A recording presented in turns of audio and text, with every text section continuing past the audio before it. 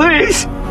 I don't want to do this anymore. I don't want to be God. I surrender to your will! My name is Bruce. When I saw the coworker who stole my spot on air, I couldn't resist. I used my powers to change his voice. When the mayor demanded that... when the mayor demanded that the chip... And even messed with the teleprompter, watching him crash and burn on live television. I felt a satisfaction I'd never known before. But later that night, when I took my girlfriend to a fancy restaurant, something strange happened. Suddenly, a flood of voices filled my head. I shouted for everyone to be quiet, but the voices only grew louder, panicked. I ran out of the restaurant. The next moment, I was standing on a mountaintop with God. He asked me, after a week with my powers, "How many people have you actually helped?"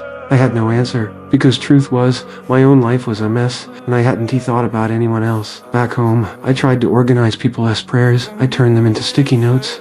Files that bad it was overwhelming, so I dumped them all into the computer. Requests piled up faster than I could read. Out of frustration, I just clicked yes to everything. The result. Stocks skyrocketed. 400,000 people won the lottery, but each only got $17. The whole town erupted into chaos. And then things got worse. My girlfriend saw me talking to a female anchor and decided she'd had enough. She walked away. I tried everything to win her back, making clouds form her face, flocks of geese spelling out, "I am sorry," but none of it worked. Meanwhile, the city was in turmoil. Billboards toppled. The streets were filled with unrest. For the first time, I was scared of what I had unleashed. Desperate, I went looking for God again. All I found was Morgan, the janitor. He handed me a mop and said, "Miracles aren't we splitting soup in half. They're a single mom spending time with her kid." That hit me hard, so I shut down the auto replies. I helped a stranded driver. I shook hands with my coworkers. I even taught my dog how to do his business outside.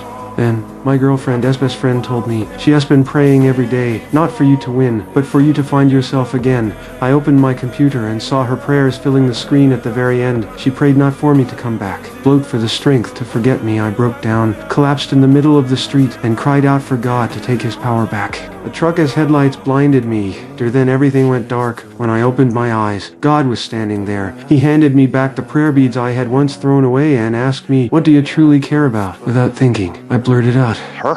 The next moment, I woke up in a hospital bed, to my girlfriend holding me tight. I went back to my old job as a field reporter. My silly stories now brought people laughter. And that's when I realized miracles were never about God handing them to me. They were about me discovering them in everyday life. As he once said, when you ask for patience, you're given chances to practice it. When you ask for courage, you're given moments to prove it. And now I finally understand the beauty of life was always in my hands.